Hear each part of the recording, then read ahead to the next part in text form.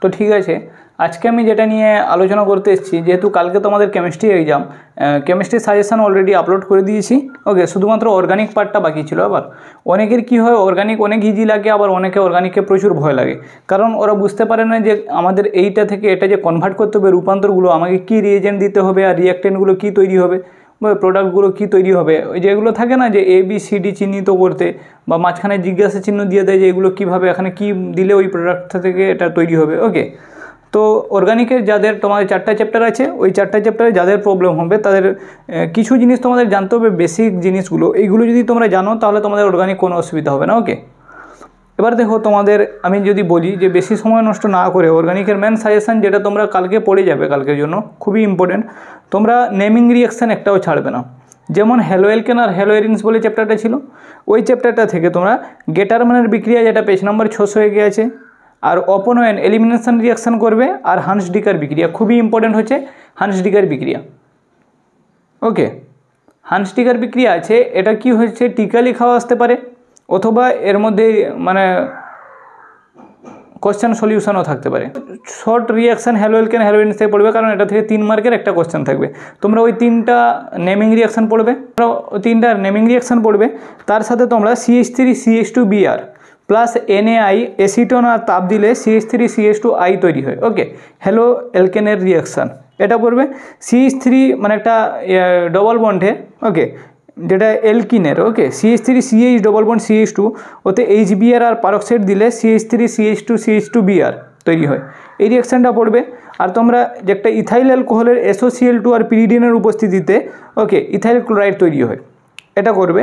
একটা CH3CH2Br ethyl bromide থেকে KCN যদি দেওয়া হয় তাহলে CH3CH2CN তৈরি হবে, যদি AgCN দিয়ে হয় তাহলে আইসোসাইনেট তৈরি হবে CH3CH2NC। ওকে, আচ্ছা, ওই রিয়াকশানটাকে CH3CH2Br এ যদি KOH জল আর তাপ দাও তাহলে অ্যালকোহল তৈরি হবে, ইথাইল অ্যালকোহল CH3CH2OH, আর যদি ওতে KOH তাপের সাথে C2H5OH দিয়ে দাও তাহলে কিন্তু এখানে ইথিন তৈরি হবে। ওকে, CH2 double bond CH2 ethylene. আচ্ছা, এটা ছিল এই ছোটোখাটো একটা রিয়াকশান। আর তোমরা এখানে বেঞ্জাইল ক্লোরাইড একটা আছে, ওতে গাঢ় HNO3 আর গাঢ় H2SO4 দিলে এটা অর্থো পজিশানে আর প্যারা পজিশানে তৈরি হবে, নাইট্রো গ্রুপটা বসবে। ওকে, আচ্ছা, তাহলে পরের রিয়াকশানটা দেখো যে CH3 যেটা বেঞ্জাইল ক্লোরাইড আছে, ওটা যদি গাঢ় HNO3 আর গাঢ় H2SO4 দেওয়া হয় তাহলে অর্থো পজিশানে আর প্যারা পজিশানে আমার কী বসবে, যে নাইট্রো গ্রুপটা বসবে। ওকে, পরে যে রিয়াকশানটা আছে যে বেঞ্জাইল ক্লোরাইডে যদি NaOH solution 300-350 degree centigrade temperature আর 300 অ্যাটম প্রেসার দেওয়া হয় তাহলে ওখান থেকে কি ফেনল তৈরি হবে। ওকে, 2 অণু যদি বেঞ্জাইল ব্রোমাইড থাকে, ওতে যদি সোডিয়াম আর ইথার দেওয়া হয় তাহলে ওখান থেকে আমার এটা তৈরি হবে, একে বলে বাইফিনাইল। ওকে, তো যে C2H5 বেঞ্জিনের উপরে আছে, ওতে যদি SOCl2 আর টেম্পারেচার দেওয়া হয় তাহলে এটা তৈরি হবে CHClCl3 বসবে, মানে C2H5 এর বদলে CHClCl3, আর হচ্ছে NBSH নিয়ে দিলে CHBrCH3, এই দুটো রিয়াকশন করবে। এখান থেকে তোমরা যেটা করবে, রূপান্তর একটা যে এনিলিন আছে, এটা ওদিকেও আছে, এনিলিনে যদি NaNO2 HCl 0 to 5 degree centigrade, aniline থেকে যে ডাইজোনিয়াম সল্ট তৈরি, এই রিয়াকশানটা তো আমাদের খুবই important. Okay, NaNO2 HCl 0 to 5 degree centigrade, ওখান থেকে ডাইজোনিয়াম সল্ট তৈরি হবে, মানে N2 + Cl-। এবার তোমরা CuCl বা HCl দিলে ওখানে কি হবে, যে উপরে Cl বসে যাবে। ওকে, নাইট্রোজেনটা বেরিয়ে। এর সাথে তোমরা এখান থেকে পড়বে DDT এর ব্যবহার আর পরিবেশগত প্রভাব, CH2Cl2 আর হচ্ছে কার্বন টেট্রাক্লোরাইড CCl4 এর ব্যবহার আর পরিবেশগত প্রভাব। তাহলে তোমরা হ্যালোঅ্যালকেন হ্যালোরিনস থেকে এই কটা রিয়াকশন যদি পড়ো তো এখান থেকে আশা করি কমন পেয়ে যাবে। ওকে, এবার একটা ইম্পর্টেন্ট চ্যাপ্টার আছে, সেটা হচ্ছে অ্যালকোহল ফেনল ইথার। ওকে, এখানে আছে তোমরা টিকা পড়বে কলবে স্মিথ রিয়াকশান, রাইমান টিম্যান বিক্রিয়া আর ফিডেল ক্রস বিক্রিয়া। ওকে, এই 3টা রিয়াকশান তোমরা এখান থেকে পড়বে। ওকে, এবার এখান থেকে ইম্পর্টেন্ট আছে রূপান্তর ফেনল থেকে স্যালিসাইলিক অ্যাসিড। তাহলে কীভাবে রূপান্তর করবে, ফেনলে CCl4 NaOH 65 থেকে 75 ডিগ্রি টেম্পারেচার, ওখান থেকে তোমার তৈরি হবে উপরে ONA আর এখানে CO2 Na, নাম জানার দরকার নেই, শুধু মনে রাখবে যে এখানে অর্থ পজিশনে CONAটা এসে যুক্ত হবে। এবার তোমরা লঘু HCl দিলে ওই NAটা উঠে H এসে বসে যাবে। ওকে, কারণ এখানে HCl এর H+ আর ওখানে NaCl বেরিয়ে যাবে। ওকে, তাহলে স্যালিসাইলিক অ্যাসিড তৈরি হচ্ছে, তাহলে ফেনল থেকে স্যালিসাইলিক অ্যাসিডের রিয়াকশানটা করবে। আচ্ছা, পরে যে রিয়াকশান আছে, যদি একটা কার্বন কমাতে আসে, যে ইথানল থেকে ইথানলের সঙ্গে কি CH3CH2OH, ওতে যদি K2Cr2O7 H2SO4 দেওয়া হয় তাহলে অ্যালকোহল কিসে কনভার্ট হবে? অ্যাসিডে, CH3COOH অ্যাসিডিক অ্যাসিড। তাহলে এখান থেকে একটা ছোটো রিয়াকশনও পেয়ে গেলে যে অ্যালকোহল থেকে অ্যাসিড। এবার এই অ্যাসিডে যদি NaOH দেওয়া হবে তাহলে সোডিয়াম অ্যাসিডের তৈরি হবে, লবণ তৈরি হবে, যেখানে ওই এইচটা বেরিয়ে এইচ আর এখানে NaOH এর OH বেরিয়ে জল বেরিয়ে যাবে, Naটা বসে যাবে। এবার এটা খুবই ইম্পর্টেন্ট, NaOH CO দিলে এখান থেকে পুরো গ্রুপটা পালিয়ে যাবে, মিথেন হয়ে যাবে ওখান থেকে। মিথেনে আবার কি হচ্ছে Cl2H নিউ, ওকে, মানে যেটা আলট্রাভায়োলেট রে, ওটা দিলে এখানে CH3Cl, ওকে, মিথাইল ক্লোরাইড তৈরি হবে। এবার মিথাইল ক্লোরাইডে KOH জল আর টেম্পারেচার দিলে ওখান থেকে মিথানল, ক্লোরাইড থেকে OH বসে যায়। ওকে, এটা হচ্ছে ইথানল থেকে মিথানল। এটা একটা ভালো রিয়াকশান। এই রিয়াকশান যদি পড়ো এখান থেকে মাঝখান থেকে কোশ্চেন আসলে তোমরা আরামসে করতে পারবে। আরেকটা তোমরা যদি উল্টোটা আসে যে মিথানল থেকে ইথানল কীভাবে যাব, তাহলে মিথানলে লাল ফসফরাস আর আয়োডিন যোগ করলে ওখানে হচ্ছে যেটা আমার হ্যালো অ্যালকেন ছিল CH3I, ওকে, মিথাইল আয়োডাইড, এটা তৈরি হবে। এবার KCN যদি দেওয়া হয় তাহলে CH3CN হয়ে যাবে, মানে আইটাও বেরিয়ে CN ঢুকে যাবে। এবার এখানে Na আর C2H5OH এটা দিলে আমার যে সায়ানাইড গ্রুপটায় ওটা কী হবে যে CH3CH2NH2 হয়ে যাবে, ওকে, একটা এমিন গ্রুপ এসে যুক্ত হয়ে যাবে।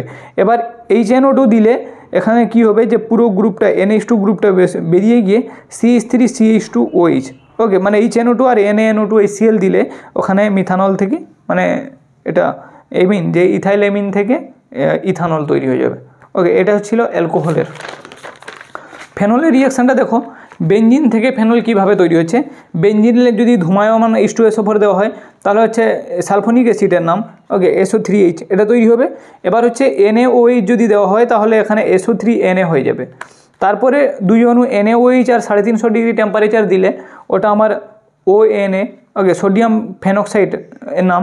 এবার এখান থেকে লঘু HCl দিলে ওখান থেকে কী হবে, Naটা বেরিয়ে গিয়ে H বসবে, ফেনল তৈরি হয়ে যাবে।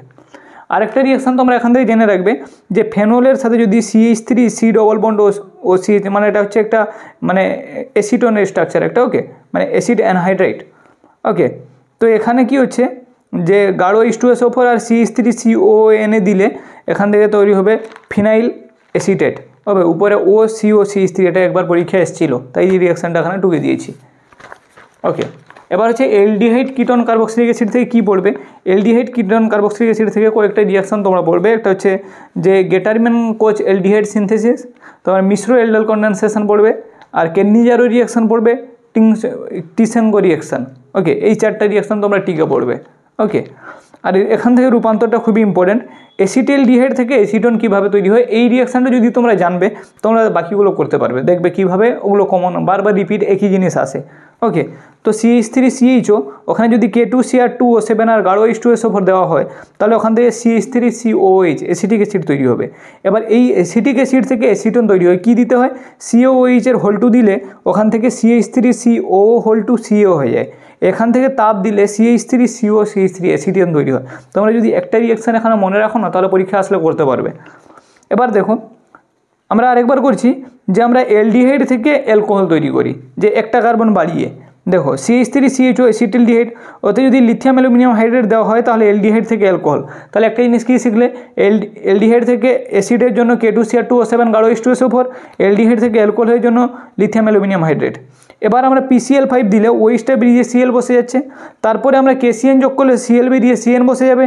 তারপরে আমরা এটা হচ্ছে Stephen reaction SnCl2 HCl H2O, এখানে কি হবে যে সায়ানাইডটা উঠে অ্যালডিহাইড বসবে, CNটা উঠে CHO বসছে।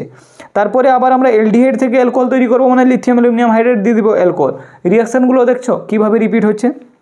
দেখো সায়ানাইড থেকে অ্যালডিহাইড করতে হলে কি হবে, এখানে এটা একটা নাম আছে, মানে বেঞ্জিনের উপর সায়ানাইড আছে, ওতে বেঞ্জালডিহাইড করতে হলে কী করতে হবে, ওই SnCl2 HCl আর H2O দিতে হবে, স্টিফেন রিয়াকশান। আচ্ছা টলুইন থেকে বেঞ্জোইক অ্যাসিড, তাহলে টলুইন আছে CH3 উপরে থাকলে ওটা হচ্ছে টলুইন, বেঞ্জিনের উপর CH থাকলে টলুইন। টলুইন থেকে অ্যাসিড কীভাবে হবে, K2Cr2O7 আর H2SO4, মানে অ্যালডিহাইড থেকে অ্যাসিড তৈরি করার জন্য আর টলুইন থেকে অ্যাসিড একই ব্যাপার, ওকে, বেঞ্জোইক অ্যাসিড, ওকে। আর কি করবে দেখো, প্রোপানোইক অ্যাসিড থেকে ইথানোইক অ্যাসিড কীভাবে হচ্ছে দেখো, মানে একটা কার্বন কমছে তাহলে CH3CH2COH ওখানে PCl5 দিলে কী হবে, ওই যে OHটা বেরিয়ে গিয়ে Cl বসে যাবে, CH3CH2Cl COCl। এবার NH3 দিলে ওখান থেকে Cl বেরিয়ে গিয়ে কি NH2 হয়ে যাবে, এমিন বসে যাবে CH3 CH2 CONH2। এবার এইটা ইম্পর্টেন্ট জিনিস, Br2KOH দিলে একটা কার্বন কমে যায়, এটা মনে রাখবে, Br2KOH দিলে একটা কার্বন কমে যাবে, COটা বেরিয়ে যাবে। ওকে, হফম্যান রিয়াকশান ওটা। তাহলে এটা CH3 CH2 NH2 হয়ে যাবে। এবার ওতে যদি HNO2 দেওয়া হয় তাহলে এমিন গ্রুপটা উঠে গিয়ে OH বসে যাবে। এবার অ্যালকোহল থেকে আমরা অ্যাসিডের জন্য জানি K2Cr2O7H2SO4 ইথানোয়িক অ্যাসিড হয়ে যাচ্ছে। ওকে, পরে একটা ইম্পর্টেন্ট রিয়াকশান আছে, যদি অ্যাসিটিলিন থেকে, দেখো অ্যাসিটিলিন থেকে অ্যালডিহাইড কীভাবে করবো, ওর থেকে অ্যাসিড কীভাবে করবো। অ্যাসিটিলিনে যদি 20% H2SO4 আর 1% HgSO4 দেওয়া হয়, 60 থেকে 80 ডিগ্রি টেম্পারেচার রাখা হয়, তাহলে সেটা অ্যালডিহাইড হয়ে যাবে। অ্যাসিটিলডিহাইড থেকে তোমরা K2Cr2O7H2SO4 দিয়ে অ্যাসিটিক অ্যাসিড করতে পারবো, বা তোমরা যদি চাও অ্যালডিহাইড থেকে অ্যালকোহলও করতে পারো লিথিয়াম অ্যালুমিনিয়াম হাইড্রেট দিয়ে। অ্যালকোহল হলো CH3CH2OH, এবার PCl5 দিয়ে CH3CH2Cl হবে, KCN দিয়ে সায়ানাইড ঢুকবে, লঘু HCl দিয়ে দিলে বা লঘু H2SO4 দিলে যে সায়ানাইড থেকে অ্যাসিড হয়ে যাবে। ওকে, তো এই ছিল তোমাদের কি অ্যালডিহাইড কিটোন কার্বক্সিলিক অ্যাসিড থেকে কোশ্চেন। লাস্ট আছে নাইট্রোজেন গঠিত যৌগ। নাইট্রোজেন গঠিত যৌগে তোমরা কি একটা রিয়াকশান পড়বে, হফম্যান ব্রোমাইড রিয়াকশান যেটা আছে ওটা পড়বে। এবার তোমাদের রূপান্তর এখান থেকে বেশি না, দুটো রূপান্তর জানলে তোমরা নাইট্রোজেনের যা রূপান্তর আসলে করতে পারবে। একটা হচ্ছে নাইট্রোবেঞ্জিন থেকে এনিলিন। দেখো নাইট্রোবেঞ্জিন থেকে এনিলিন কীভাবে হচ্ছে, NO2, এখানে SnHCl দিতে হবে, দিয়ে এখানে NH2 হয়ে যাবে। এবার এনিলিন থেকে NaNO2HCl 025 ডিগ্রি সেন্টিগ্রেড, এটা আগেও ডিসকাস করেছি, ওটা ডাইজোনিয়াম সল্ট হবে N2+Cl-। এবার ওখানে যদি তোমরা CuCN আর HCN দাও তাহলে এখানে কী হবে, N2+Cl- উঠে গিয়ে CN বসে যাবে। সায়ানাইডে যদি H3O+ দাও তাহলে সায়ানাইড থেকে অ্যাসিড হচ্ছে।